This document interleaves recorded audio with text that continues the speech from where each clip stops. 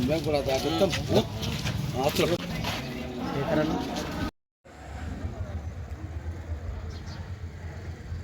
సంబరాన్ని జరుపుకోబోతున్నాం.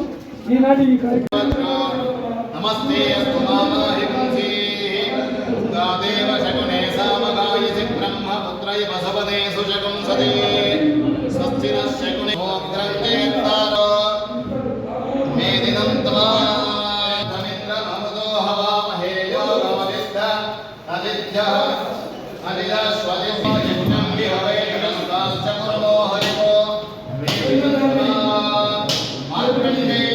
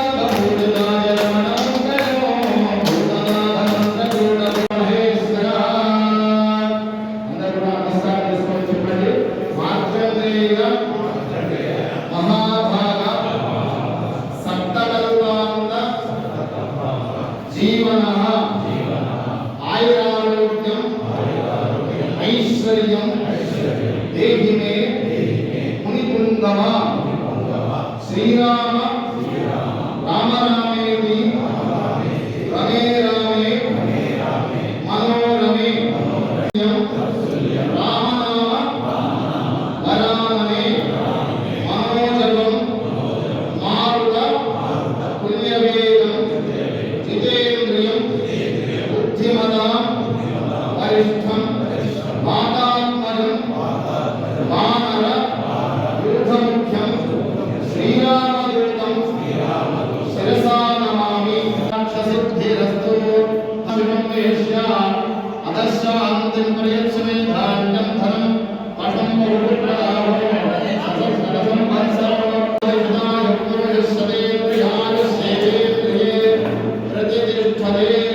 ఆ సుదర్శన విజయలక్ష్మి సమేతంగా ఉన్నటువంటి లక్ష్మీనరసింహస్వామితో పాటుగా ఉదయమైనటువంటి మార్కండేశ్వర పాల్గొనడం సంపూర్ణంగా ఆయుధాలకు ఐశ్వర్యాలతో ఉంటూ సస్యశ్యామంగా సుభిక్షంగా నూతన సంవత్సరం అంతా కూడా నూతనమైనటువంటి ఉత్తేజం చేత ఉత్సాహం చేత శుభాలు కలగాలని ఆశిస్తూ శుభమస్తు.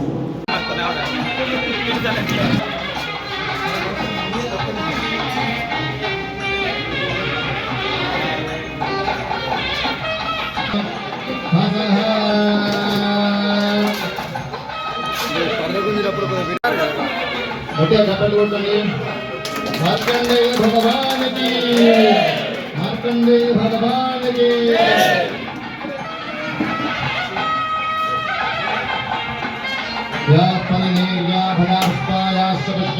బృహస్పతి ప్రసవదాస్తానో మంచంతకం హసః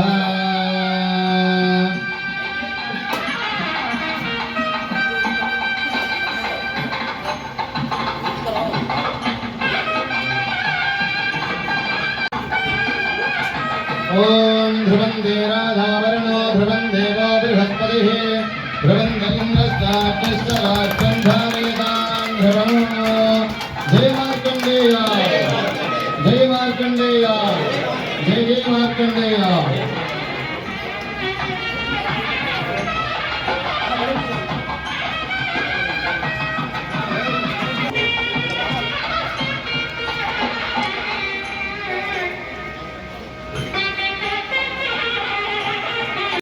ఐదవ తరఫ ఆహ్వానించిన మేరకు నేడు మనము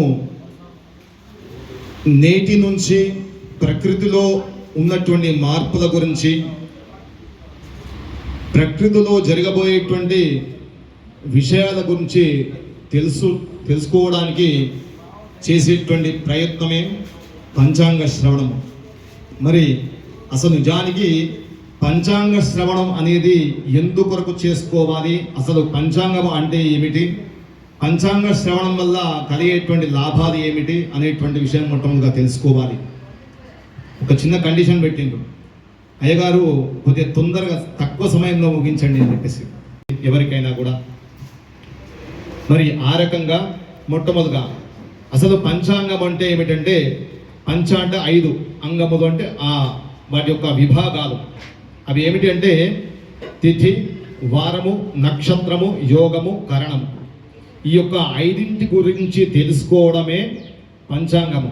మరి ఈ 5 గురించి తెలుసుకోవడమే కాకుండా ఇంకేమైనా తెలుసుకుంటామా? ఈ 5 గురించి తెలుసుకోవడం వల్ల, ఈ పంచాంగ శ్రవణం వల్ల జరిగేటువంటి లాభాలు ఏమిటి అనేటువంటి విషయం మనం మొట్టమొదటిగా తెలుసుకుందాం. శ్రీకళ్యాణ గుణావహం రిపుహరం దుస్వప్న దోషాపహం గంగా స్నాన విశేష పుణ్యపదం గోదానతుర్యం నృణాం ఆయుర్వృద్ధిరముత్తమం శుభకరం సంతాన సంపత్ప్రదం నానా కర్మ సుసాధనం సముచితం పంచాంగమాకర్ణ్యతాం. మరి నశింపడం కాదు, మన లోపల, మన శరీరం లోపల ఉన్నటువంటి ఏదైతే శత్రు బుద్ధి ఉంటుందో ఆ నాశనము తెలియజేస్తుంది. మరి దుస్వప్న దోషాపహము, మనము నిద్రపోతే 2 స్వప్నాలు ఉంటాయి, శుభస్వప్నాలు, దుస్వప్నాలు. ఆ రకంగా దుస్వప్నాలన్నింటినీ కూడా దూరం చేసేటువంటిది. దాంతోపాటుగా గంగా స్నాన విశేష పుణ్యపదం గోదానతుల్యం నృణాం అంటే భారతదేశంలో అత్యంత పరమ పవిత్రమైనటువంటి నదీ స్నానం ఏదయ్యా అంటే గంగా స్నానము. కేవలము గంగా గంగా గంగా అని తలుచుకుంటేనే గంగా స్నాన ఫలితం వస్తుందని చెప్పేసి మనకు శాస్త్రాలు చెప్తున్నాయి. ఆ విధంగానే గంగా గంగేది యో గురుయాత్ యోజనానాం శతైరపి ముచ్చతే సర్వపాపేభ్య విష్ణులోకం సగచ్చది. అంటే అనేకమైనటువంటి వందల వేల కిలోమీటర్లు దూరం ఉన్నప్పటి కూడా ఆ గంగా యొక్క నామాన్ని స్మరణ చేయడం చేతనే అనేకమైనటువంటి శరీరంలో ఉన్నటువంటి రుగ్మతలు అన్నీ కూడా నశింపజేయడం ద్వారా ఆయురారోగ్యాలన్నీ కూడా ప్రసాదిస్తాయని చెప్పేసి శాస్త్రంలో చెప్తున్నది. మరి అటువంటి గంగా స్నానం చేయడం వల్ల వచ్చేటువంటి ఫలితము, తద్వారా గోదానం అంటే నల్ల లేగదూడతో కూడినటువంటి ఒక ఆవును లేగదూడతో మనము దానం చేసినటువంటి సమానమైనటువంటి పుణ్య ఫలితము. తద్వారా ఆయుర్వృద్ధిదముత్తదం అంటే పంచాంగం గురించి తెలుసుకోవడం వల్ల ఆయుష్ కూడా వృద్ధి జరుగుతుందని చెప్పేసి జరుగుతుంది. మరి ఆయుర్వృద్ధి ఎందుకు జరుగుతుంది అంటే ఈ రోజు పంచాంగం వినడం వల్ల కాదు, ఎందుకొరకు చెప్తాను. ఆయుర్వృద్ధిదముత్తమం శుభకరం సంతాన సంపత్ప్రదం. మరి శుభకరం అంటే శుభాలు కలుగుతాయట, దాంతోపాటు సంతాన సంపత్ప్రదం, సంతానం కూడా కలుగుతుంది అని చెప్పేసి. సంపత్ప్రదం అంటే సంపదలు అంటే లక్ష్మి, శ్రేయస్సు, యశస్సు ఇవన్నీ కూడా ఆ యొక్క పంచాంగ శ్రవణం ద్వారా కలుగుతాయని చెప్పడం జరుగుతుంది. దాంతోపాటుగా నానా కర్మ సుసాధనం సముచితం పంచాంగమాకరణ్యతాం. అనేకమైనటువంటి కర్మలో సాధన ద్వారా మంచి సత్ఫలితాలు వస్తాయని చెప్పేసి మనకు పంచాంగ శ్రవణం ద్వారా వచ్చేటువంటి ఫలితాలని చెప్పడం జరుగుతుంది. మరి ఆయుర్వృద్ధి ఏ విధంగా జరుగుతుంది, సంతానం ఏ విధంగా జరుగుతుంది, సకల సంపదలు ఏ విధంగా మనకు వస్తాయి అంటే పంచాంగం నిజంగా వినడం ద్వారానే కాకుండా వినడం వల్ల జరిగేటువంటి ఏదైతే మనం పొందుతామో ఆ జ్ఞానం ద్వారా మనము ఆ జ్ఞానాన్ని మన ఆలోచన ప్రకారంగా ఆ జ్ఞానాన్ని మనము ఉపయోగించుకొని ఆచరణలో పెట్టినట్టయితే తప్పకుండా మనకు శుభాలు సంపదలన్నీ కూడా కలుగుతాయి. ఎందుకంటే పంచాంగంలో ఏమేమి తెలుసుకుంటామని చెప్పాము, తిథి, వారము, నక్షత్రము, యోగము, కరణము అంటే ఈ ఐదింటి గురించి కూడా తెలుసుకుని మనము సరైనటువంటి మంచి సమయంలో, శుభమైనటువంటి సమయంలో ఏదైనా ఒక పని ప్రారంభించామంటే తప్పకుండా అది శుభాన్ని కలుగుతాయని చెప్పేసి మనకు సనాతనంగా ఋషులు, మునులు అందించినటువంటి జ్ఞానం ఇదంతా కూడా. మరి ఆ రకంగా తిథేశ్వ శ్రియమాప్తోది వారాత్ ఆయుష్యమర్ధనం, నక్షత్రాత్ హరిదే పాపం, యోగాత్ రోగ నివారణం, కరణాత్ కార్యసిద్ధిశ్చ పంచాంగ ఫలముత్తమం. అంటే తిథి గురించి తెలుసుకోవడం వల్ల శ్రేయస్సు కలుగుతుంది. శ్రేయస్సు అంటే ఏమిటి? మనకు సుఖాన్ని కలిగించేది, మనకు శుభాన్ని కలిగించేది, మనకు ఆనందాన్ని కలిగించేది, మనకు క్షేమాన్ని కలిగించేదే ఆ యొక్క తిథి వల్ల జరుగుతుందట. దాంతోపాటు వారాత్ ఆయుష్యవర్ధనం. ఈరోజు ఒక వారం ఉంది అంటే ఏమిటి? ఒక వారం పలానా సోమవారమో, ఆదివారమో, మంగళవారమో, బుధవారం ఉన్నట్టయితే ఆ వారం గురించి తెలుసుకోవడం వల్ల ఆయుష్ పెరుగుతుందని చెప్పడం జరుగుతుంది. ఎందుకంటే ఒక ఉదయం మనకు శనివారం ఉందంటే ఈరోజు ఉదాహరణకి ఉదయం సూర్యోదయం సమయానికి దుర్ముహూర్తం ఉంటుంది. శనివారము సూర్యోదయానికి దుర్ముహూర్తం ఉంటుంది. మరి ఆ దుర్ముహూర్తంలో మనము బయటికి ప్రయాణం చేయకూడదు అని చెప్పేసి పంచాంగం చెప్పుచున్నది. ఎందుకంటే ఆ సూర్యోదయం లోపు, సూర్యోదయ సమయానికి మొదటి లగ్నంలో శనివారము దుర్ముహూర్తం ఉండడం చేత బయటికి ప్రయాణం చేస్తే చెడు సంకేతాలు వస్తాయని చెప్పేసి అనేకమైనటువంటి పరిశోధనల ద్వారా మనకు తెలియజేశారు. దాంతోపాటు నక్షత్రాలు హరదే పాపము. ఏ మనిషి అయినా కూడా కలియుగంలో తెలిసి తెలియకుండానే అనేకమైనటువంటి పాపాలు చేస్తాడు. ఆ సమస్తమైనటువంటి పాపాలన్నీ కూడా తొలగించుకోవడానికి మనం ఏం చేస్తాము? నక్షత్రం గురించి తెలుసుకోవాలి. యోగా రోగ నివారణము, యోగములు ఉంటాయి. ఆ యోగాల గురించి తెలుసుకుంటే ఏం జరుగుతుందంటే మన శరీరంలో ఉన్నటువంటి రుగ్మతలు, అనారోగ్య సమస్యలు అన్నీ కూడా ఆ యొక్క యోగము గురించి తెలుసుకోవడం ద్వారా దూరం అవుతాయని చెప్పేసి ఈ రకంగా చెప్పడం జరుగుతుంది. దాంతోపాటు కరణాలు ఉంటాయి. కరణాత్ కార్యసిద్ధిశ్చ. కరణాల గురించి తెలుసుకోవడం ద్వారా ఏ కార్యం అంటే ఏమిటి? ధర్మ మార్గంలో సూచించేటువంటి ఏ కార్యమైనా కూడా కరణం గురించి తెలుసుకోవడం ద్వారా ఆ యొక్క కర్మలన్నీ కూడా సిద్ధిస్తాయి అని చెప్పేసి చెప్పడం జరుగుతుంది. మరి ఈ ఐదింటి గురించి తెలుసుకోవడం ద్వారా మరి ఇంకేం జరుగుతుందంటే శుభము, క్షేమకరం, సౌఖ్యం, సర్వదా విజయప్రదం. అంటే శుభాలు కలుగుతాయి, మనం క్షేమంగా ఉండగలుగుతాం, తద్వారా సుఖమైనటువంటి జీవితాన్ని పొందవచ్చు. ఆ రకంగా అన్నింటిలో కూడా మనము విజయలక్ష్మి యొక్క అనుగ్రహం చేత అన్నింటిలో కూడా విజయాలను పొందడానికి ఈ యొక్క పంచాంగం అనేది మనకు సూచన ద్వారా, పంచాంగం అనేది యొక్క జ్ఞానం ద్వారా మనము తెలుసుకోవచ్చు. మరి యొక్క పంచాంగం ద్వారా ఐదింటి గురించి తెలుసుకోవడమే కాకుండా మరి ఈ యొక్క మొట్టమొదటిగా మనము ఈ సంవత్సరము పంచాంగం యొక్క శ్రవణం తెలుసుకోయే ముందు ఈ సంవత్సరం ఏమిటి? ఈ సంవత్సరం నామం ఏమిటి?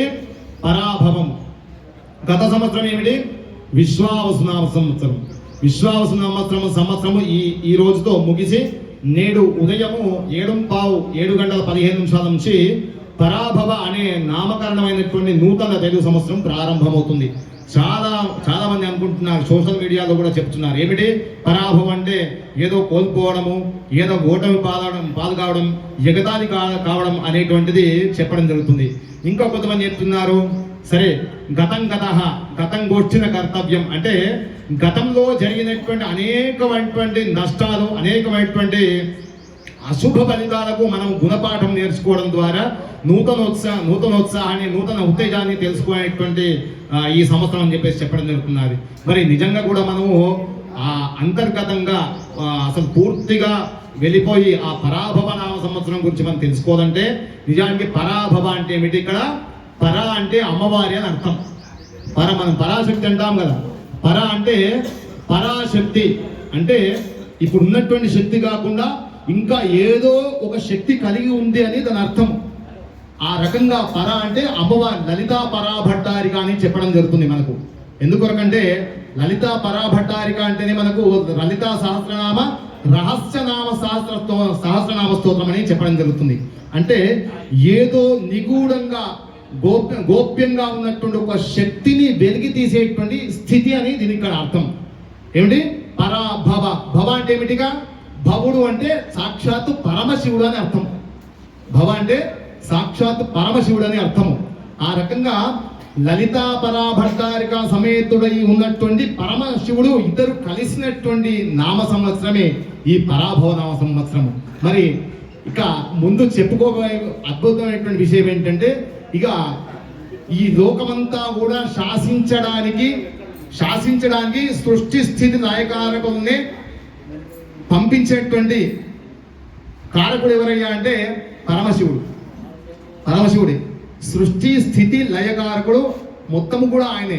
ఎందుకని చెప్తామంటే, మనము పరమశివుడిని కాలాయ నమః, కలవికరణాయ నమః, కళాతీతాయ నమః అని చెప్పడం జరుగుతుంది అనేక రకాలుగా. అంటే మనం అనుకుంటాము ఈ రోజు ఈ సమయము, రేపు ఈ సమయం అనుకుంటామేమో, సమయం గడుస్తలేదా అని అనుకుంటామేమో. ఈ కాలానికి అతీతమైనటువంటి శక్తి కలవాడు ఆ పరమశివుడు. మరి అటువంటి ఆ పరమశివుడే పరాశక్తితో సమేతుడై ఉన్నటువంటి సంవత్సరమే ఈరోజు నేటి పరాభవ నామ సంవత్సరం అనేటువంటి సందర్భంగా తెలియజేస్తున్నాం. ఏది ఏమనుకున్నప్పటికీ కూడా ఈ సంవత్సరం ఫలితాలు ఎలా ఉండబోతున్నాయనేటువంటి విషయాన్ని మనము ఇప్పుడు తెలుసుకుందాము. చంద్రుడి యొక్క గమనాన్ని ఆధారం చేసుకొని తీసుకున్నటువంటి ఒక గొప్ప గ్రంథమే పంచాంగం. మరి ఆ చంద్రుడిని అనుసరించి సస్యశ్రీ చాంద్రమాణ పరాభవ నామ సంవత్సరము రాజాది నవనాయ స్వస్యశ్రీ పరాభవ నామ సంవత్సరంలో ఈ 9 నాయకులకు ఒక్కొక్కరికి ఒక్కొక్క ఆధిపత్యం ఉంటుంది. ఆ రకంగా 7 ఆధిపత్యాలు శుభప్రదమైనటువంటి గ్రహాలు రావడము, 2 ఆధిపత్యాలు పాపగ్రహాలు రావడం చేత కేంద్ర రాష్ట్ర ప్రభుత్వాల మధ్యలో పరిపాలన ఏదైతే ఉంటుందో చక్కగా సజావుగా కొనసాగుతుందని చెప్పేసి ఈ రకంగా చెప్పడం. అలాగే పశుపాలకుడు, గోష్ఠాప్రాపకుడు మరియు గోష్ఠా బహిష్కర్త, గోపాలకుడు కృష్ణుడు అవుట చేత పాడి పంటలు సమృద్ధిగా పొందుతా ఉంటాయి. ఎందుకంటే ఏది ఉన్నా లేకున్నా చక్కగా వ్యవసాయ సంపద ఎప్పుడైతే సస్య సమృద్ధిగా ఉంటుందో లోకమంతా కూడా సుఖంగా ఉండడానికి అవకాశం ఉంటుంది. మరి దీంతో పాటుగా ఈ సంవత్సరము పాలు అలాగే గడ్డి లాంటి వాటికి ధరలు పెరుగుతాయి. అలాగే మన యొక్క భారతదేశ సరిహద్దుల్లో ఈ సంవత్సరం కూడా యుద్ధ భయము ఉండడానికి కొంతవరకు అవకాశం ఉంటుంది. అలాగే అంతరిక్షంగా చేసేటువంటి అనేకమైనటువంటి పరిశోధనలు అన్ని కూడా విజయవంతం కావడానికి అవకాశం ఉంటుంది. ప్రపంచ దేశాల్లో కూడా ఈ సంవత్సరము గత సంవత్సరముల కంటే కూడా ఈ సంవత్సరము భారతదేశము ప్రఖ్యాతిగాంచడానికి అవకాశం ఉంటుంది. మనం అనుకుంటున్నాం భారతదేశం అభివృద్ధి చెందుతుంది. అలా కాదు, ఆల్రెడీ అభివృద్ధి చెందిన దేశంగా మనము ముందు కాలంలో తప్పకుండా చూడడం జరుగుతుంది.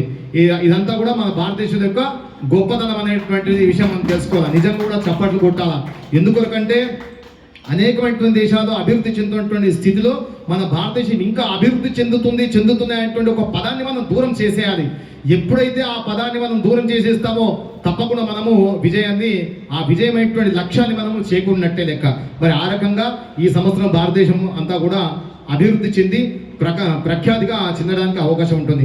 అలాగే ప్రజలందరూ కూడా గత 3 సంవత్సరాల లాగానే ఈ సంవత్సరం కూడా లోక కళ్యాణం కొరకు అనేకమైనటువంటి యజ్ఞయాగాదులు ఇటువంటి క్రతువులన్నీ కూడా ఆచరిస్తారనేటువంటిది ఈ సందర్భంగా చెప్పడం జరుగుతుంది.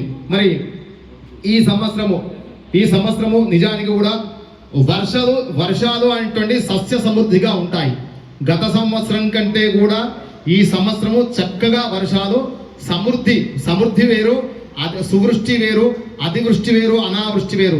ఆ రకంగా కాకుండా తప్పకుండా సరైనటువంటి సమయంలో వర్షాలు సస్య సువృష్టి అనేది కురవడం అనేది ఈ సంవత్సరం జరుగుతుంది. కానీ కొన్ని ప్రాంతాల్లో భారతదేశంలో పశ్చిమ ప్రాంతాల్లో కావచ్చు, ఉత్తర భారతదేశంలో కావచ్చు, కొన్ని ప్రాంతాల్లో అతివృష్టులు అనావృష్టి కలగడానికి అవకాశము ఉంది. మరి ఈ సంవత్సరము చక్కగా బృహస్పతి కర్కాటక రాశిలో చేరడం, బృహస్పతి అనేటువంటి గ్రహము కర్కాటక రాశిలో చేరడం వల్ల తప్పకుండా ఆ యమునా నదికి పుష్కరాలు అనేవి ఈ సంవత్సరం వస్తాయి.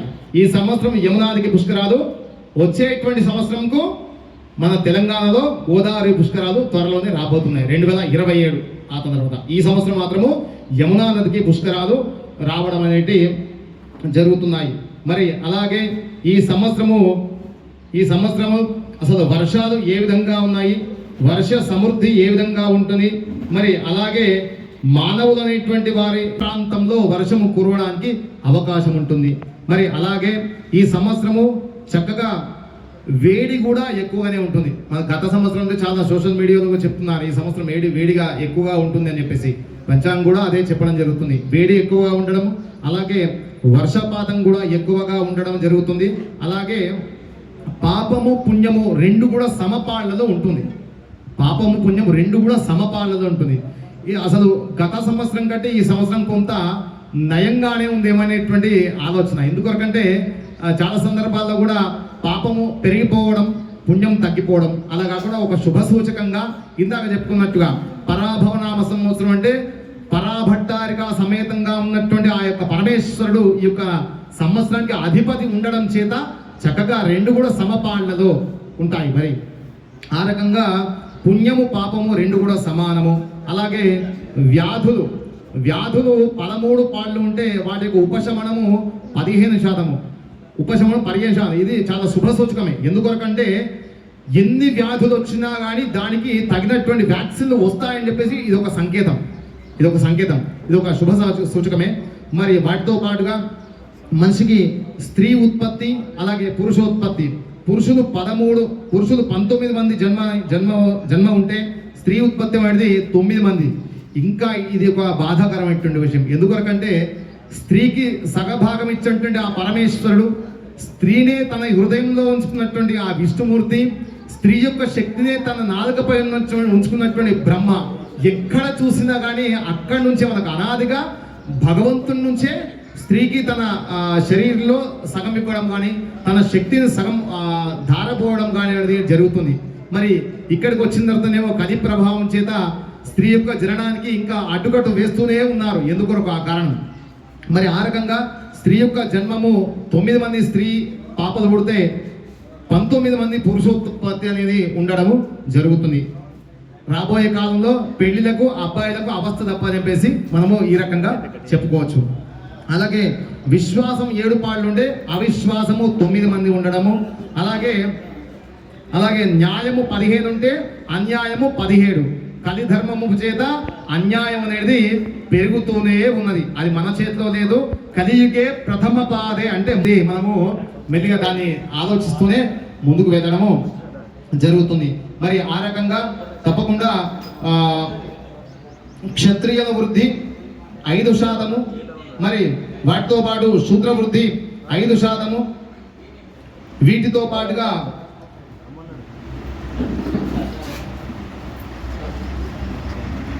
అనేకమైనటువంటి ధాన్యాల యొక్క ధరలు పెరగడము, వీటితో పాటుగా ధాన్యాల యొక్క వృద్ధి పెరగడము, పాల యొక్క ధరలు, వాటితో పాటు లోహాల యొక్క ధరలు పెరగడం అనేది సహజ సిద్ధమైనటువంటిది. కాలానుక్రమేణ ఈ సంవత్సరం కూడా అనేకమైన యుద్ధ వాతావరణం చేత మనం ఇందాక చెప్పుకున్నట్టుగానే లోహాల యొక్క ఈ సంవత్సరము మే 1వ తారీఖు అనుకుంటే మే 4వ తారీఖు నుంచి మే 29వ తారీఖు వరకు కూడా వాస్తు కర్తరి ఉండడం జరుగుతుంది. చాలా మంది అనుకుంటారు, అయ్యా మేము ఇప్పుడు ఈ మే నెలలో భూమి పూజ చేసుకోవచ్చా, దాంతో పాటుగా గృహ నిర్మాణం చేసుకోవచ్చా అని అడుగుతారు.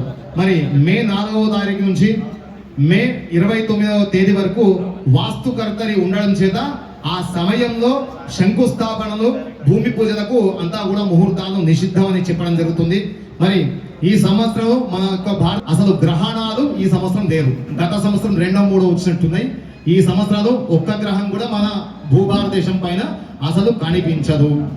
మరి దీంతో పాటుగా ఈ సంవత్సరము 2 మూఢాలు ఉన్నాయి. గత సంవత్సరం చాలా దాదాపుగా ఒక 3 నుంచి 3 నెలల 15 రోజుల వరకు కూడా మూఢాలు ఉండి చాలా ముహూర్తాలు లేక ఇబ్బందులు పడ్డారు జనాలంతా కూడా. మరి ఈ సంవత్సరము చాలా తక్కువగానే ఉన్నాయి. ఎప్పుడెప్పటి నుంచి ఉన్నాయంటే మూఢాలు జూలై నెల 12వ తారీఖు 2026 నుంచి ఆగస్టు నెల 12వ తారీఖు 2026 వరకు ఒక నెల రోజుల పాటు 30 రోజుల పాటు మూఢం ఉన్నది.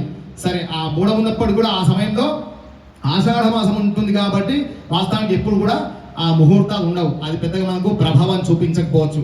వీటితో పాటుగా అక్టోబర్ 15 నుంచి అక్టోబర్ 25 వరకు అంటే దాదాపుగా మనకు దేవీ నవరాత్రులు అమ్మవారి కూర్చున్న తర్వాత 5వ రోజు నుంచి ఆశ్వీజ శుద్ధ చతుర్దశి దసరా అయిన తర్వాత 4 రోజుల వరకు కూడా ఒక 10 రోజుల వరకు మూఢాలు ఉంటాయి కాబట్టి ఆ 10 రోజుల మట్టుకు కూడా ముహూర్తాలు మనకు ఈ సంవత్సరము లేవు.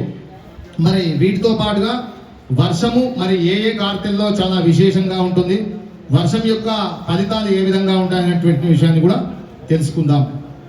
వర్షాలు పూర్ణతం ఉన్నప్పుడు కూడా వృష్టి అంటే ఎండాకాలం కాబట్టి వర్షాలు పడే అవకాశము లేదు.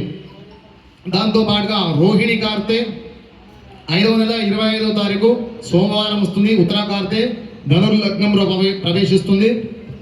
నకుల అనే వాహనం పైన అర్ధజలం ఉంటుంది. మరి ఇదంతా కూడా వృధా ప్రయాస చెప్పడం జరుగుతుంది. మృగశిర కార్తె ఎప్పుడండి? జూన్ 8వ తారీఖు సోమవారము పూర్వభాద్ర నక్షత్రంతో కూడుకుని ధనుర్లగ్నంలో రాత్రి 8:33 మండూకం అనగా కప్ప మీద వస్తుంది కాబట్టి అర్ధజలము సువృష్టి కూడా పడుతుంది. అంటే ఈ మిరుగు అనేటువంటి కార్తెకు వర్షాలు పడడానికి అవకాశం ఉంది.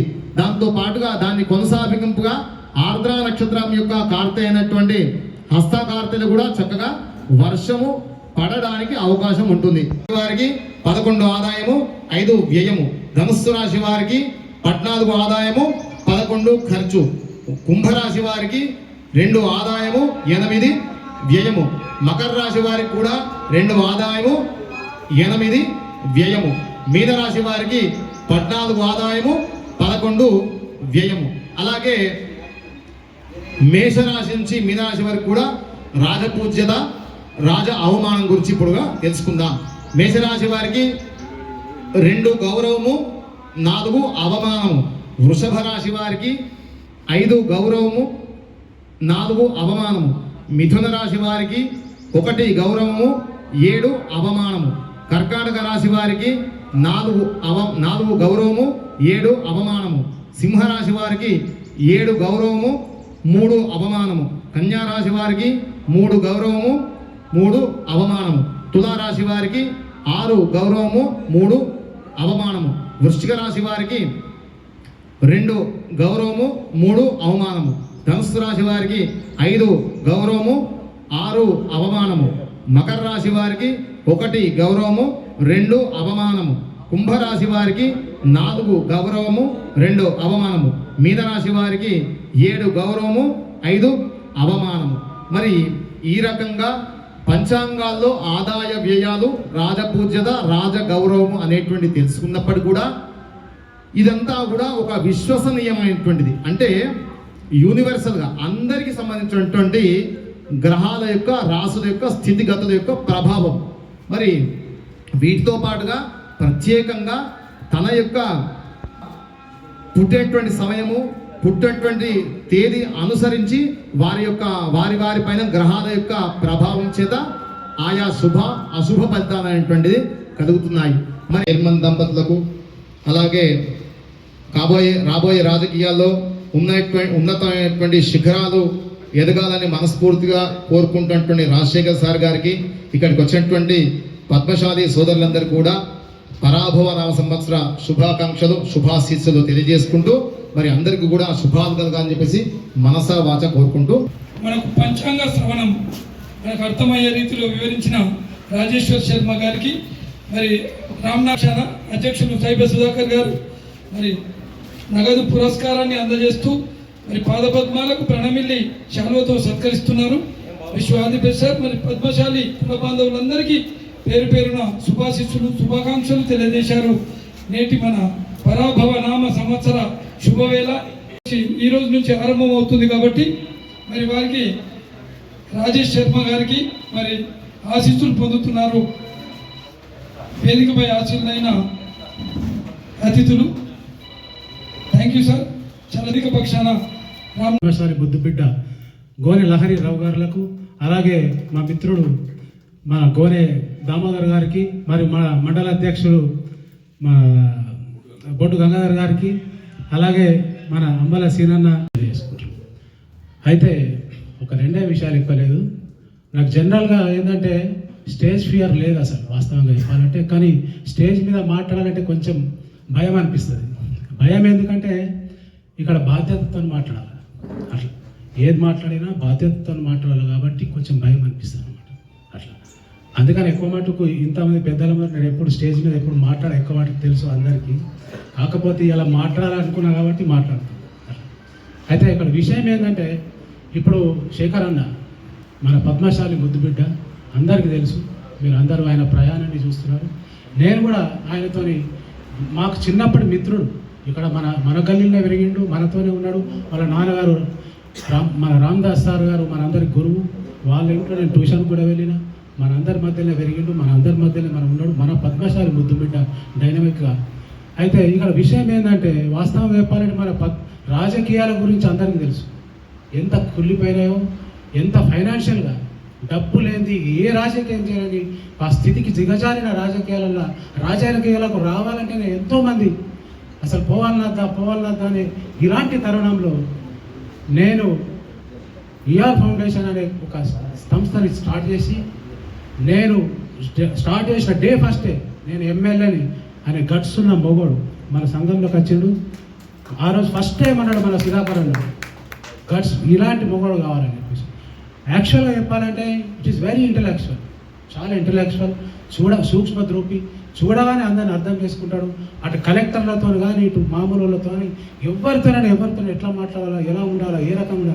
యాక్చువల్గా చెప్పాలంటే నాకు కొంచెం అయితే ఇగో కూడా ఉంటుంది. ఆ ఇగోని కూడా ఆయన నేను ఎందుకంటే ఆయన అలాంటి మేధావి వర్గం. ఆ మేధావి వర్గం మన పద్మశాలి ముద్దుబిడ్డ అయినందుకు మనందరం గర్వపడాల్సిన అవసరం కూడా ఉంది. దీనికి కూడా ఆయన అందరికీ ఒకసారి గట్టిగా చప్పట్టు కొట్టాలని మనస్ఫూర్తిగా.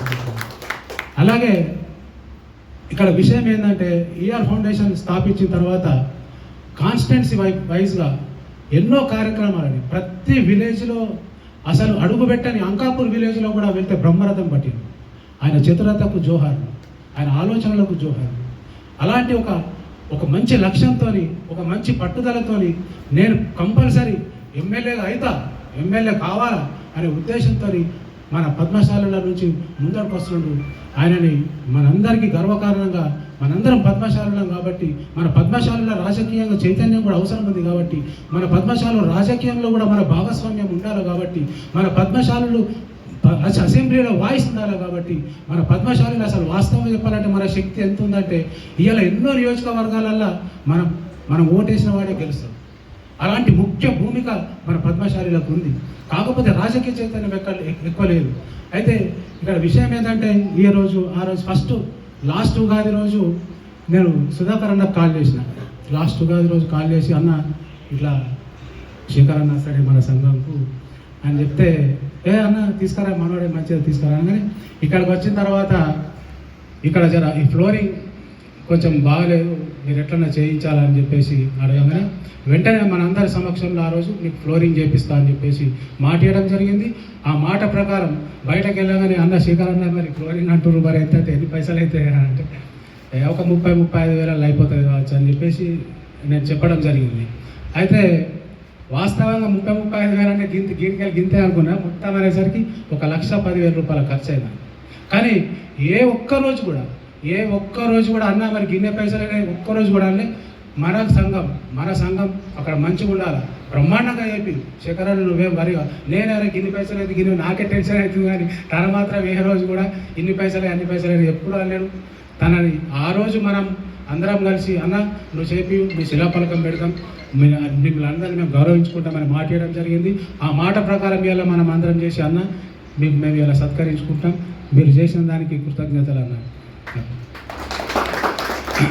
కాబట్టి ఇక్కడ నేను చెప్పేది ఏంటంటే ముఖ్యంగా చెప్పాలనుకుంటే ఏంటంటే ప్రతి కుటుంబ సభ్యులలో అయితేనేది, సంఘంలో అయితేనేది, ఎక్కడైతేనేది మనస్పర్ధలు, అభిప్రాయ భేదాలు జనరల్గా కంపల్సరీ ఉంటాయి. వాళ్ళ తప్పు కాదు అది. వాళ్ళకేదో వ్యూ ఉంటుంది, వాళ్ళకేదో ఆలోచన ఉంటుంది. ఆ ఆలోచన అయితే బాగుంటుందని అనే ఒక క్రమంలో వాళ్ళు ఏదో అనొచ్చు, ఇంకో వాళ్ళు ఏదో అనొచ్చు.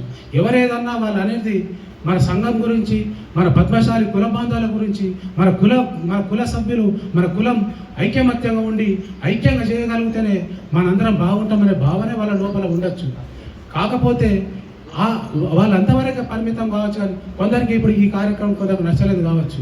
That is different thing. వాళ్ళకి ఇక్కడ నచ్చకపోవడం అంటే అభిప్రాయ భేదమే, జస్ట్ ఫర్ అంతే. ఆ అభిప్రాయ భేదం ఉండాలా, కంపల్సరీ ఉండాలా. ఎందుకంటే ఉంటేనే ఒక కొత్త ఆలోచన వస్తుంది, ఒక కొత్త లెక్క వస్తుంది, కొత్త ఆలోచన చేయగలుగుతాం, అభివృద్ధిని సంస్కరించుకోగలుగుతాం, మన సంఘాన్ని సంస్కరించుకోగలుగుతాం. అభిప్రాయ భేదాలని కంపల్సరీ ఉండాలి. ఉండకుంటే అది సంఘం కాదు, అది సంసారం కాదు, అది ఏది కాదు.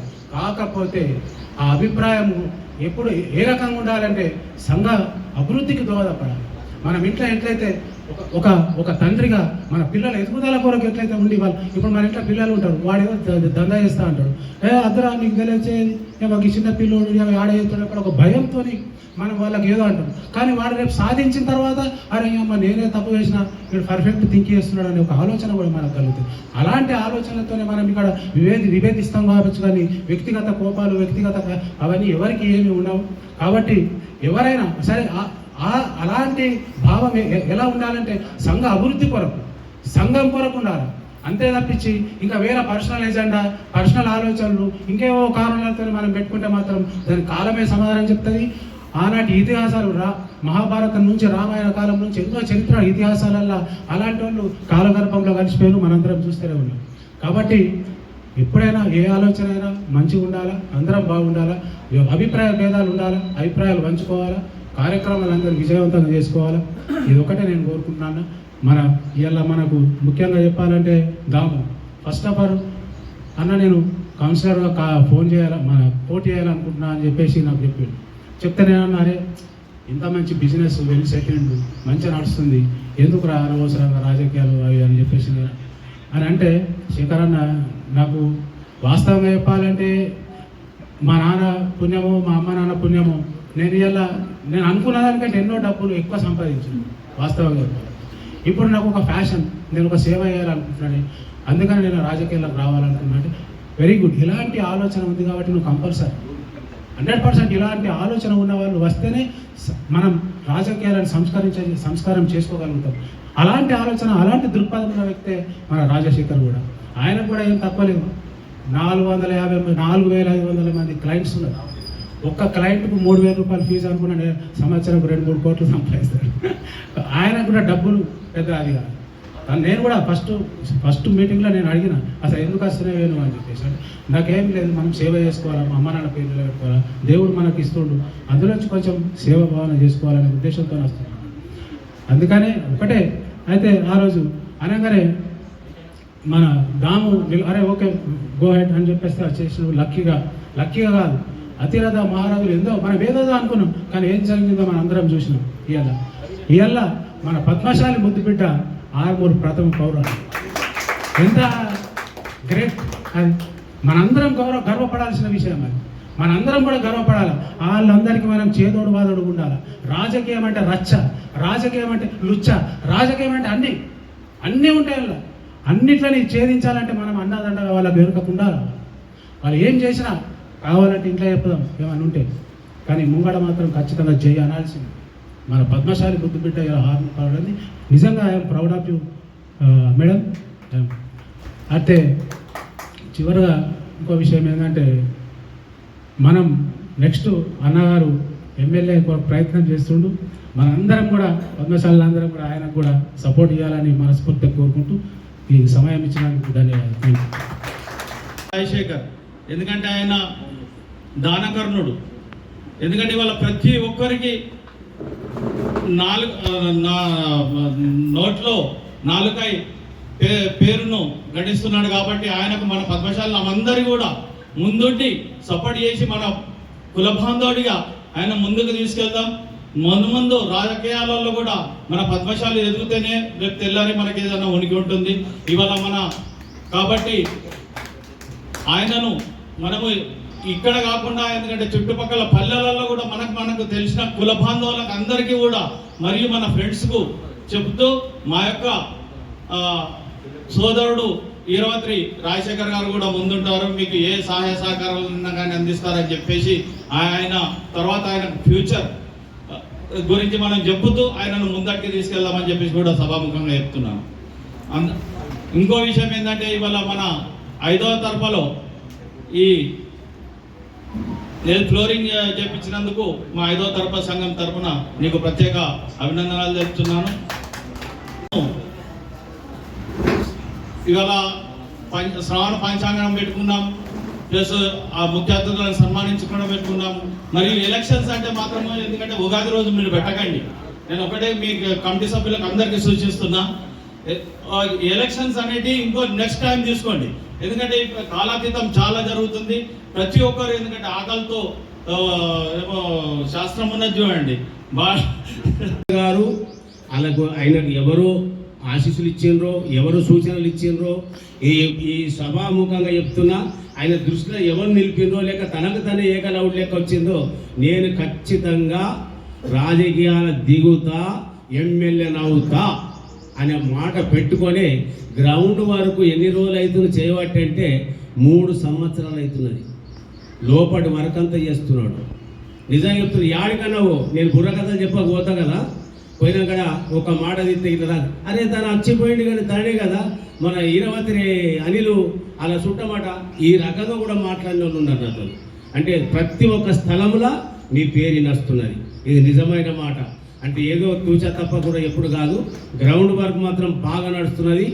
రాబోయే ఎలక్షన్లు ఎప్పుడు ఉంటాయో అవి మీకు తెలుసు. వచ్చినప్పుడు మాత్రం మనం అందరం కూడా ఏకదాటిగా ఉండి కార్యక్రమాలు చేయాలి. ఇది వాస్తవమైన మాట. ఇందాక మనకు ఇప్పుడు గుద్దెట్ రమేష్ అన్న, అమ్మల శ్రీనివాస్ గారు వీళ్ళందరూ మాట్లాడారు. వాళ్ళందరూ కూడా ఎట్లా మాట్లాడారు, ఎంత శాంతిగా, ఎంత దాంట్లో యుక్తిగా ఇమిడ్చుకొని ఎవరిని కొట్టకుండా ఒప్పించకుండా దాన్ని చేసి దాన్ని మాట్లాడారు. నిజంగా చెప్తున్నా, వాళ్ళందరికీ కూడా నేను ఆయన సాబ్ చెప్తున్నా. ఇక అంతకంటే ఎక్కువ నాకు మాట కొనసాగుతుంది. ఇంటి దగ్గర మన ఇంట్లో పోలేలు అవన్నీ చేసి ఉంటారు, అందరి ఇళ్ళకి ఫోన్లు వస్తున్నాయేమో, కానీ ఇంత సమయం కూడా ఇచ్చి ఇంత ప్రేమకు నేను ఇక్కడ ఈ కార్యక్రమంలో పాల్గొనడం చాలా సంతోషంగా. పరాభవనామ సంవత్సర ఉగాది శుభాకాంక్షలు 5వ తరఫా సంఘ అధ్యక్షులైనటువంటి సైబ సుధాకర్ గారు, కుండ గంగాధర్ గారు, లక్ష్మణన్న, అలాగే నరేందర్ అన్న, ప్రభాకర్ సారు, వివేకానంద అన్న, రాయేశ్వర్ అన్న, భూమేశ్వర్, బొద్దుల సుమన్, చోకలింగం బాబు, కొక్కుల సుధాకర్ సార్ గారికి, గుద్దెట్ రమేష్ మా బావ గారికి, మురళి అన్న, శేఖర్ అన్న, అలాగే నరేందర్, ప్రకాష్, రఘువన్న, శ్రావణ్ తమ్ముడు, గోనె దామోదర్ గారు, మరియు బొడ్డు లింబాదర్ గారు, కట్కం రవీందర్ గారితో పాటు ఈరోజు ఈ కార్యక్రమంలో ముఖ్య అతిథిగా విచ్చేసినటువంటి సోదరి గోనె లహరి, ఈ మధ్య ఆర్మూర్ ప్రాంతమే కాకుండా జిల్లా అంతా వ్యాప్తంగా కూడా వారి యొక్క పేరు పద్మశాలి కుటుంబీకురాలు, ఒక మంచి సంస్కారవంతురాలు, ఒక ఆర్మూర్ మున్సిపల్ చైర్మన్కి ప్రతిష్టాత్మకంగా చైర్మన్ అయినటువంటి వారికి నేను సభాముఖంగా మరియు నేను పర్సనల్గా మరియు పద్మశాలి సంఘ కుల సభ్యులందరి తరపు నుంచి వారికి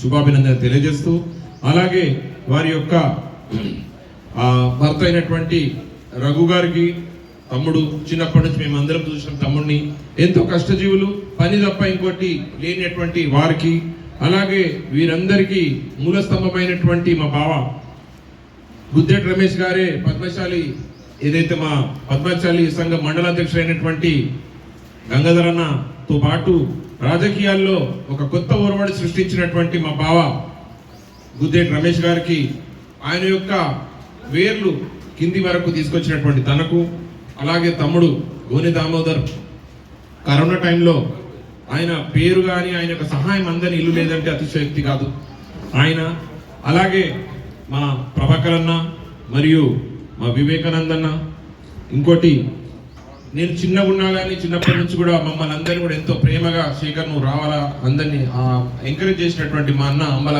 సీనన్న గారికి, అలాగే కోర్టు సంబంధించి ఒక మంచి ఇంటలెక్చువల్ అయినటువంటి సార్ సుధాకర్ సార్ గారికి, మా నూకల్ శేఖర్ అన్న గారికి, తమ్ముడు శ్రావణ్కి, మరియు భీష్మ పితామహుడు కాదు ఆయన ఒక దేవతల గురువైనటువంటి శివుడికే ఒక ప్రతిరూపమైనటువంటి మా చోకలింగం బాబు గారికి, ఇక్కడ ఉన్నటువంటి నా ఫౌండేషన్ సభ్యులు అన్నలు మా సురేందర్ అన్న, రామచందర్ అన్న, మా కిషన్ అన్న, మా అంబల తిరుపతి అన్న, మరియు గణేష్ అన్న, పురుషోత్తం అన్న, మహేష్ బావ, ఇక్కడ ఉన్నటువంటి ప్రతి ఒక్కరికి కూడా నా యొక్క పేరు పేరున మా బావ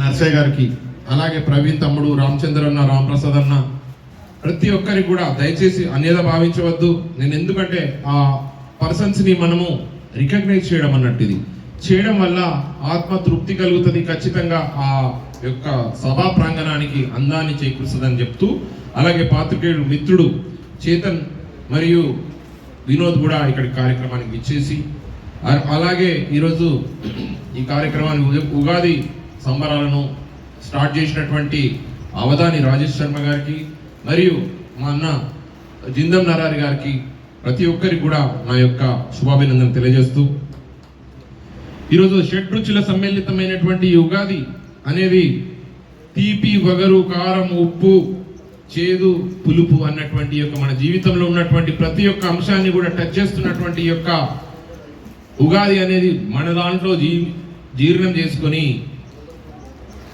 పరాభవము అనగానే ప్రతి ఒక్క వ్యక్తికి నేను అనుకుంటా, అరే ఈ సంవత్సరం ప్రతి ఒక్కరు కూడా అవమానాలు ఉంటాయేమో, ఇబ్బందులు ఉంటాయేమో, కష్టాలు ఉంటాయేమో అని అనుకోకుండా స్వామి గారు చెప్పినట్టు పరాశక్తి అలాగే భవ అంటే శివుడు అనుగ్రహంతో ఈ యొక్క సంవత్సరం మంచిది గడుస్తుందని చెప్పి ఆయన చెప్పినటువంటి కొత్త విషయాలు కూడా మేము అందరం కూడా చాలా సంతోషించినాం. అలాగే పరాభవం అంటే పరువుని ప్లస్ రాబడిని, అలాగే భవిష్యత్తుని ప్లస్ అంటే ముందుకు తీసుకుపోయే ఈ యొక్క సంవత్సరాన్ని ప్రతి ఒక్కరు కూడా ఉగాది బ్రహ్మదేవుడు ద్వాపర యుగం నుంచి కలియుగంకు తీసుకొచ్చినటువంటి ఈ రోజు, అలాగే శ్రీరాముడి యొక్క పట్టాభిషేకం ఈరోజు నిర్ణయించబడిన రోజు, అలాగే బ్రహ్మదేవుడు ఈ యొక్క సృష్టిని సృష్టించిన రోజు ఉగాదిని ఖచ్చితంగా ఒక మంచి పని కోసమో, ఒక మంచి అలవాట్ల కోసమో, నైతిక విలువల కోసమో, ధర్మ సంస్థాపన కొరకు అందరూ కూడా కష్టపడాలన్న ఒక ఆలోచనతోని ఈ యొక్క ఉగాది ఖచ్చితంగా మీ అందరికీ మంచి జరుగుతుంది. ఒక విషయం నేను చెప్పదలుచుకున్నా సార్, అధ్యక్షుల వారి అనుమతితో, ఈరోజు రాజకీయాల గురించి మనం ప్రతి ఒక్కరు కూడా అనుకుంటున్నాం. మా పెద్దలు, మా అంబల సీనన్న కానీ, మా గంగాధర్ అన్న కానీ, మా ప్రభాకర్ అన్న కానీ, లేదంటే మా రమేష్ బాబు కానీ, ప్రతి ఒక్కరు కూడా ఈరోజు మాట్లాడిన విషయాల్లో మంచి అనేది కూడా చాలా ముఖ్యం. ఇక్కడ మనుషులలో రెండే జాతి, మంచి జాతి అండ్ మంచి కాని జాతి అనే రెండు ఉన్నాయి. ఇక్కడ భాష, మత, కుల, వర్ణ, వర్గ విభేదాలన్నిటి కూడా వదిలేసి కులాన్ని అనేది ఎందుకు వర్గీకరించారనంటే, ఇక్కడ మార్కండేయుడు అనే ఒక మృకండ మహర్షికి సంబంధించినటువంటి వంశంలో మహర్షి అనే ఒక గొప్ప మైండ్ సెట్, ప్రపంచానికి మనం బట్టలు ఇచ్చినాము, బట్టలు అనంటే మన మాన ప్రాణాన్ని రక్షించుకోవడానికి ఆ రోజు మార్కండేయ వంశస్థులైనటువంటి ఆ యొక్క మంచి కార్యం మన ద్వారా జరిగిందనంటే, ప్రపంచంలో ఎవరు కూడా పద్మశాలీలు చెడ్డవారు అని ఎక్కడా లేదు. ఈ వీలైతే మనసులో భావాలను, బాధలను కూడా లోపలనే భరించి ప్రతి ఒక్కరికి హెల్ప్ చేయాలనే ఒక తలంపు ఉన్నటువంటి ఈ యొక్క గొప్ప వ్యక్తులలో ఖచ్చితంగా మానవత్వం అనేది అంతర్లీనంగా ప్రకాశిస్తూనే ఉంటుంది. ఈ మధ్య జరుగుతున్నటువంటి సమకాలీన రాజకీయాలు, ఈ రాజశేఖర్ ఏం చేస్తాడు? డబ్బులున్నాయా, పరపతి ఉందా, ఎవరైనా చేస్తారా? అది పెద్దోళ్ళే చేస్తారు, మామూలు వ్యక్తులకు అది సాధ్యం కాదు అన్నప్పుడు నేను ఒక ఉదాహరణ చెప్పదలుచుకున్నా. మొన్న జరిగినటువంటి మున్సిపల్ ఎలక్షన్స్ ఏవైతే ఉన్నాయో దాంట్లో ప్రతి ఒక్కరి యొక్క చైతన్యం, ప్రజల యొక్క చైతన్యం, నిజామాబాద్లో ఒక సంఘటన చూస్తే ఒక 20 కోట్లు పెట్టుకుని ఒక వ్యాపారి తీసుకొని వచ్చి నీ యొక్క కార్పొరేషన్ పీఠాన్ని నేను అధిరోహిస్తా అని చెప్పి 8-9 కోట్లు కట్టి ఇంకో 10-15 కోట్లు పెట్టి నేను పేపర్లో చదివినాం. అటువంటి వ్యక్తిని 3వ స్థానానికి పంపించారు. ఎంత? 3వ స్థానానికి పంపించారు. జనం అంటే జనం చాలా తెలివైనరు సార్, జనం చాలా తెలివైన వాళ్ళు. ఆర్మూర్లో అత్యంత ప్రతిష్టాత్మకంగా తీసుకున్నటువంటి కొంతమంది ఏమున్నది, డబ్బులు వారిస్తే అయిపోతుందిలే, ఖచ్చితంగా గెలవచ్చు, ఏమున్నది, పైసలు తీసుకురాచ్చే, జనం అంటే ఫూల్స్ అనుకున్నారు. జనం అంటే ఫూల్స్ కాదు సార్, జనం అంటే చైతన్యం. గతంలో రాజకీయ నాయకులు మన ప్రజల్ని మోసం చేసేవారు, కానీ ప్రజలు బుద్ధి చెప్పాలనుకుంటే మాత్రం ఖచ్చితంగా గుండెలు పెట్టుకుని ఎక్కడ కొట్టాలని అక్కడ కొడుతున్నాడు సార్. మానవత్వాన్ని మర్చి, నైతిక విలువల్ని మర్చి, ధర్మాన్ని మర్చి, ఏదో నేను పైసలు తీసుకొని వచ్చి ఏదో ముందుకు వచ్చి ఒక 100 మందికో 1000 మందికో దావతలు ఇచ్చేసి, లేదంటే ఇంటింటి ఒక 500 రూపాయలు పంపిస్తే ఆయన 600 పంపిస్తున్నారు, తెల్లారి 3 గంటలకు తెలుసుకొని 600 పంపిస్తే 700 పంపిస్తే ఖచ్చితంగా గెలిచేస్తాం రాబాయ్ అనే కాలం పోయింది సార్. మొత్తం మారిపోయింది. ప్రతి ఒక్క వ్యక్తి యొక్క నైతిక విలువలు, ధర్మము, ఆయన ఏ రకంగా ఆచరిస్తాడు, ఆయన ఏ రకంగా ప్రజలకు ఎగ్జిబిట్ అవుతాడు, అహంకారము, అన్యాయము, దుర్మార్గాలకు సంబంధించి అన్ని చేసుకొని రోజు పొద్దున్న లేవగానే పేపర్లో ఇవి చూసుకొని ఏదైనా ఒక మంచి స్టేటస్ పెట్టుకొని నేను మంచోడు అంటే నమ్మే పరిస్థితి లేదు సార్. ఇక్కడ ప్రతి ఒక్కరికి, ప్రతి ఒక్క వ్యక్తి మీద ఒక మంచి పరిజ్ఞానం ఏర్పడ్డది, రాజకీయ చైతన్యం ఏర్పడ్డది. ఎవరో 2% 3% వాళ్ళు వచ్చి మనల్ని 90% ఉన్నటువంటి అనగదొక్కుతా అంటే అణించుకోవడానికి ఇక్కడ వ్యక్తులు లేరు. అణచివేత నుంచే విప్లవం మొదలవుతుంది. ఆ విప్లవం ఖచ్చితంగా ఒక నాయకత్వానికి దారితీస్తుంది. మన ఫ్యూచర్, మన రాబోయే తరాలకు కంపల్సరీగా అది పాఠాలు నేర్పుతుంది. ఇప్పుడు మనం ఒకవేళ కరెక్ట్ నిర్ణయాలు తీసుకోకుండా ఎవరి మోచేతి నీళ్ళు తాగాలని అనుకుంటే మాత్రం ఫ్యూచర్లో మన పిల్లలు, మన మన్మరాళ్ళే ఖచ్చితంగా మనల్ని తిడతారు. 100% చెప్తున్నా నేను.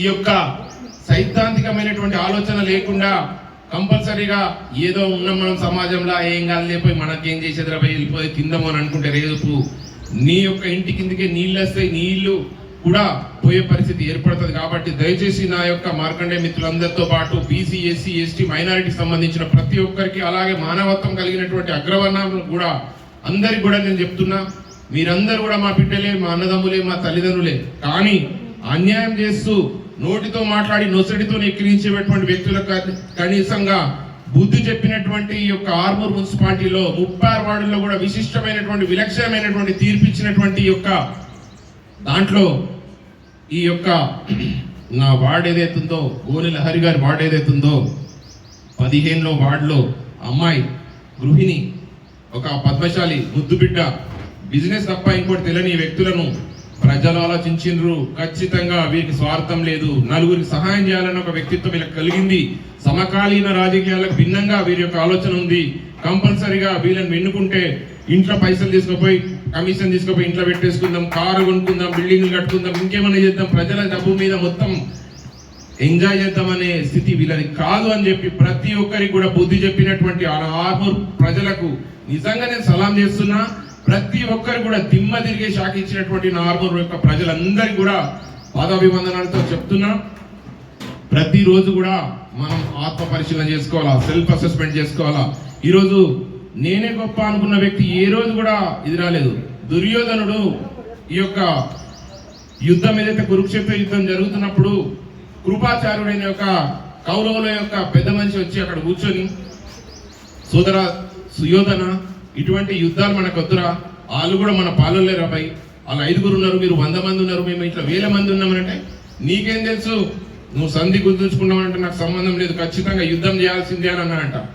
ఎంత చెప్పినా ఆయనకుండా ఆ యొక్క మహారాజు ఆయన యొక్క దుర్నీతి, ఆయన యొక్క దురహంకారంతో ఆ రోజు యుద్ధం చేసి ధర్మం పాండవుల పక్షాన ఉన్నప్పుడు 5 మాత్రమే, ఆ 5 మాత్రమే వారి పట్ల ధర్మం నిబద్ధత ఉంది. శ్రీకృష్ణుడు అంటే భగవానుడు కూడా ఆ రోజు వాళ్ళ పక్షాన నిలబడడం వల్ల ధర్మం సైడే విజయం లేట్ కావచ్చు, కానీ రావడం మాత్రం పక్కా జరుగుతుంది. కాబట్టి ఈరోజు నా చెల్లి గోనె లహరిని చూస్తే నాకు చాలా సంతోషంగా కలుగుతుంది. అలసట తెలియదు, చిరాకు పడదు.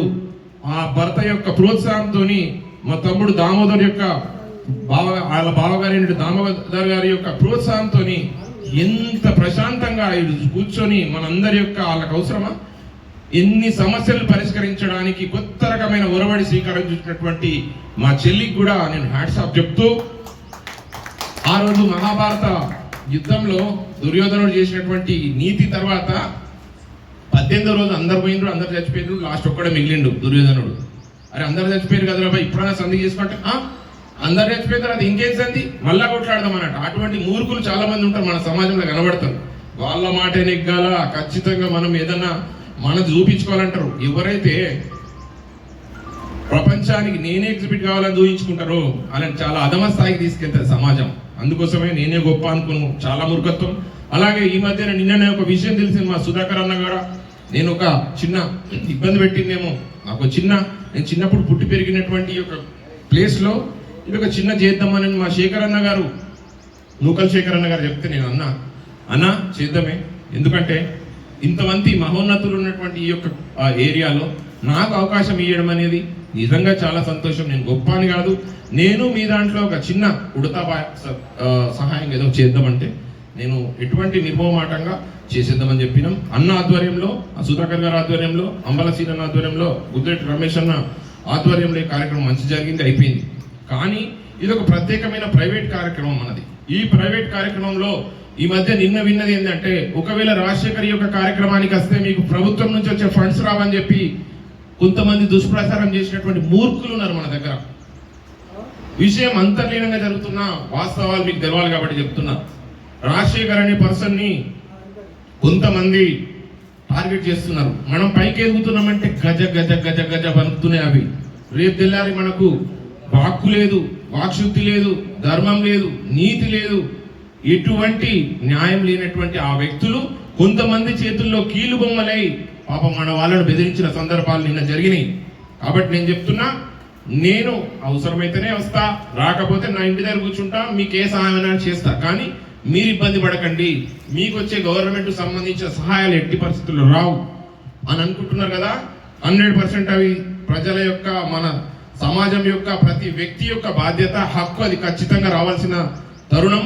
నా చెల్లెలు కూడా చెప్తున్నా, చైర్పర్సన్గా అయింది కాబట్టి ఈ యొక్క ఇంటి ఆడబిడ్డలాగను ఈ యొక్క 5వ తరగతికి సంబంధించినటువంటి ఎవరైనా అడ్డుపుల్లలు వేసిన మనవారు కానీ వేరే వాళ్ళు కానీ తన ఇంటికి కావాల్సినటువంటి మౌలిక సదుపాయాలు కానీ ఏదన్నా ఎప్పుడన్నా అడ్డు చెప్పినప్పుడు నిర్మోమాటంగా గంటాపతంగా కంపల్సరిగా అటువంటి వ్యక్తులకు గుణపాఠం చెప్పకపోతే మాత్రం రేపు తెల్లారి మన దాంట్లోనే అనైక్యత తీసుకొచ్చి మన దాంట్లో మనకి గొడవలు చేపించి రేపు తెల్లారి మన మీద, మన తలకాయల మీద నాట్యం చేయడానికి కోసం కొంతమంది పెద్దలు రెడీగా ఉన్నారు.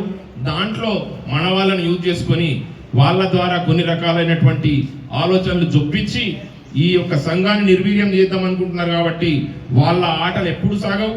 ఖచ్చితంగా ఏదో ఒక రోజు అటువంటి యొక్క అవినీతి, ఆ మోచేతి నీళ్లు తాగేటువంటి వ్యక్తులకు ఖచ్చితంగా గుణపాఠం చెప్తారని చెప్పి అంటారు. ఇన్ని అంటారు, నువ్వు అటువంటి కార్యక్రమాల పైన స్పందించంటే ఒక సింహం అడవిలో పోతుందట, పొంగ ఒక గాడి తెచ్చిందట, వచ్చి నతని అని ఏదో ఒకటి ఇబ్బంది పెట్టిన అతను పోరాడమని చెప్తుందట. సింహం అన్నదట, నవ్వు వెళ్ళిపోయిందట. ముందట పోయిన తర్వాత ఒక నక్క కలిసిందట, అరే అమ్మకంత చీపు గాడితో నువ్వు కొట్లాడవా అంటే, నేను కొట్లాడే నాకేం ఓపిక లేదు, నేను పోతున్నా అని చెప్పిందట. ఒక ఏనుగు కలిసిందట, ఏనుగు కలిస్తే ఏమనంట, ఎందుకు నువ్వు ఇంకా కొట్లాడవా అని అంటే, కొట్లాడడం అనేది సమ ఉజ్జీలతోనే చెయ్యాలా, నువ్వు ఒక గాడిదతో నువ్వు ఫైటింగ్ చేస్తే నువ్వు కంపల్సరిగా గెలుస్తా. దాని తర్వాత ఏమైనా నీకేమైనా బుద్ధున్నదా, గాడితో చేస్తావా నువ్వు ఫైటింగ్, ఏమొస్తుందిరా భయ అని అంటారు. ఒకవేళ నేను అద్దురా పని వదిలేసిన అనుకో, అది కూడా ఒక్కడు అన్నట్టు, చూసినావా నాకు భయపడిపోయిండు అని అంటారు. అటువంటి మూర్ఖులు ఉన్నటువంటి కొంతమందికి నేను ఈరోజు ఈ సభాముఖంగా నేను ఒక సమాధానం చెప్పదలుచుకున్నా. మా పద్మశాలీల ఐక్యతను ఎవ్వరు దెబ్బతీయలేరు.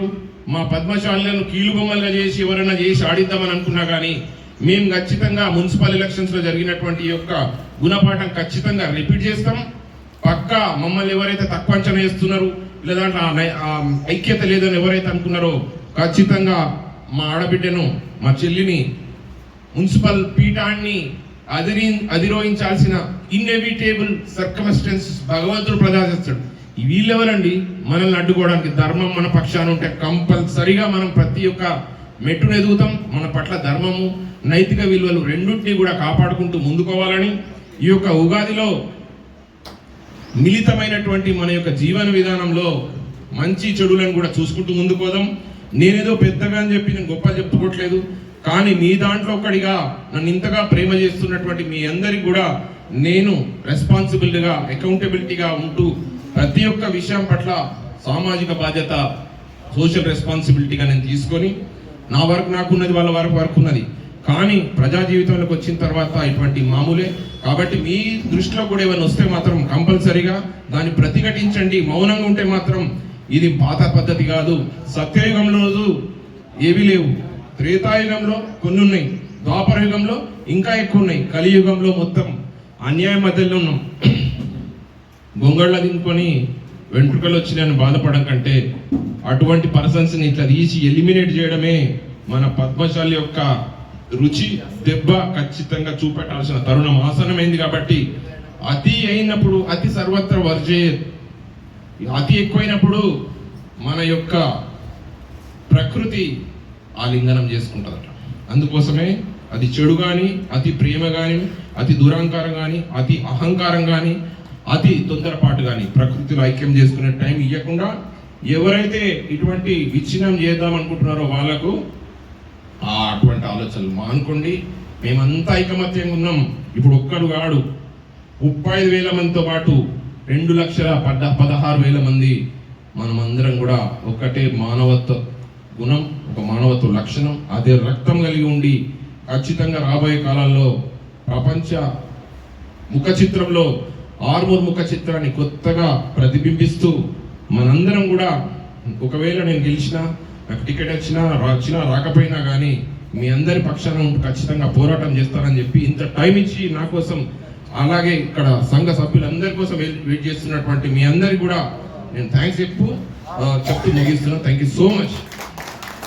అన్నతో ప్రయాణంలో ఆయన సాహసాలని, ఆయనతో ఉన్న మంచి గుణాన్ని అన్నిట్లకి ఇన్స్పైర్ అయ్యి నేను ఒక పాట రాసి కంపోజ్ చేయడం జరిగింది.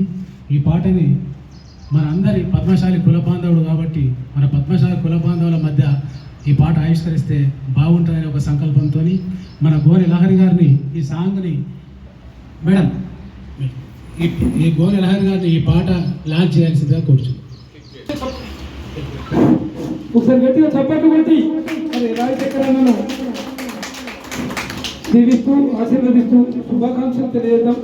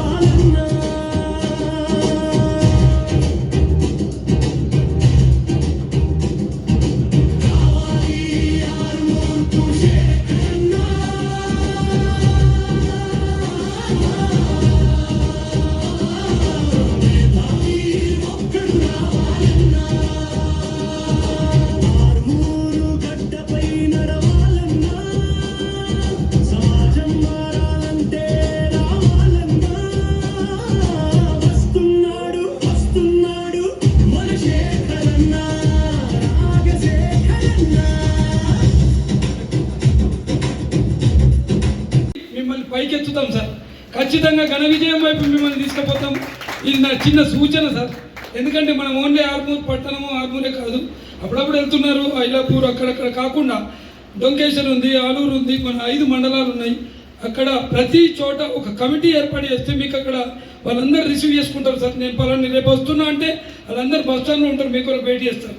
అక్కడ ఉన్న కార్యక్రమాల్లో మీరు పార్టిసిపేట్ అయ్యి ఇంకా ప్రజలందరి హృదయాల్లో, ప్రజలందరి నోళ్ళల్లో, ప్రతి వార్తా దినపత్రికల్లో మారుమోగిపోతే రానున్న తరంలో మీకు మిమ్మల్ని ముందుండి నడిపించి వారు తప్పకుండా ఓట్లేస్తారు సార్. ఇది నా యొక్క చిన్న సూచన సార్. పద్మశాల పేరు నిలబెట్టు, మన సంఘాన్ని పేరు నిలబెట్టు, మీరు మన పద్మశాలకు సాయం చేస్తూ ఉండండి. ఇది నేను మీకు ఈ సభా ముందర అందరి ముందర నేను కోరుచున్నాను. వేదికపై ఉన్న పెద్దలు, అధ్యక్షులు సైబా సుధాకర్ గారు, ప్రధాన కార్యదర్శి కొండ గంగాధర్ గారు, కోశాధికారి ఖ్యాతం లక్ష్మణ్ గారు, గౌరవ అధ్యక్షులు కట్టం నరేందర్ గారు, ఉపాధ్యక్షులు ఆడేపు ప్రభాకర్ గారు, మరియు ఈఆర్ ఫౌండేషన్ ఈరావత్రి రాజశేఖర్ గారు, అంబాల శ్రీనివాస్ గారు, చోకలింగం గారు, గుద్దేటి రమేష్ గారు, సుధాకర్ గారు, బొడ్డు గంగాధర్ గారు, జింజం నరహరి గారు, నూకల రమేష్ గారు, రాంప్రసాద్ గారు మరియు వేదికపై ఉన్న పెద్దలకు, ఇక్కడికి విచ్చేసిన అందరికీ పేరు పేరున నమస్కారం. ముందుగా మీ అందరికీ మరియు మీ కుటుంబ సభ్యులకు శ్రీ పరాభవ నామ సంవత్సర ఉగాది శుభాకాంక్షలు. ఉగాది అంటే మన తెలుగు సాంప్రదాయంలో కేవలం క్యాలెండర్ మారడం మాత్రమే కాదు, మన జీవితంలో కొత్త ఆశకు, కొత్త ఆరంభానికి సంకేతం. ఈ సంవత్సరం మీకు, మీ కుటుంబ సభ్యులకు ఆయుర ఆరోగ్యాలను, ఐశ్వర్యాలని ప్రసాదించాలని భగవంతుని కోరుకుంటూ మరొకసారి అందరికీ ఉగాది శుభాకాంక్షలు. Thank you. కొట్టి మరి ఈ దంపతులు ఇద్దరిని ఆది దంపతులుగా, శివ పార్వతులుగా మరి వారు మరి చరిత్రలో నిలిచిపోయే విధంగా మరి ఒకసారి గట్టిగా చప్పట్లు కొట్టి వారికి బెస్ట్ విషయం తెలియజేయాల్సిందిగా కోరుతుంది. ఉగాది శుభవేతో సత్కరిస్తూ మరి ఈ దుస్థితి నుంచి మన సంఘానికి మరి రంగులద్దినటువంటి మాట చెబితే చాలు, మరి దాన్ని ఆచరించి అనుసరించే ఔదార్యం గల, వ్యక్తిత్వం గల మహామనిషి ఈరావతి రాజశేఖర్ గారు ఈఆర్ ఫౌండేషన్ పేరుతో మరి వ్యవస్థాపక అధ్యక్షుడు దామోదర్ అన్న గారికి, దామోదర్ అన్న గారు మరి వారి బ్రదర్ వెన్నుదన్నుగా తనకి ఎంతో మంది పరిచయాలు ఉన్నారు. మెడిసిటీ అధినేత తనకు ఔదార్యం ఔన్నత్యం కలిగిన మహామనిషి మరి ఈరవతి రాజశేఖర్ అన్న తనకు బెస్ట్ విషెస్ తెలియజేస్తూ మరి అన్న మీ విజయ పరంపరలో మేమందరం పద్మశాలీలం ముక్త కంఠంతో ముందుంటామని తెలియజేస్తూ మరి పుష్పమాలంకృతుల్ని చేస్తూ శాలతో సత్కరిస్తూ మరి ఈనాటి ముఖ్య అతిథిగా మరి మున్సిపల్ చైర్పర్సన్ గోనె లహరి రఘు గారు, దామోదర్ అన్న గారు, అలాగే ఈరవతి రాజశేఖర్ గారు మనకు ముందుకొచ్చినటువంటి ఈ ముఖ్య నాయకులకు తుకారాం గారు thank you sir, thank you very much. Ramesh గారు రమేష్ అన్నకు కోరుతూ మరి చిరు సత్కారాన్ని స్వీకరించాల్సిందిగా కోరుతున్నందుకు ధన్యవాదాలు సార్.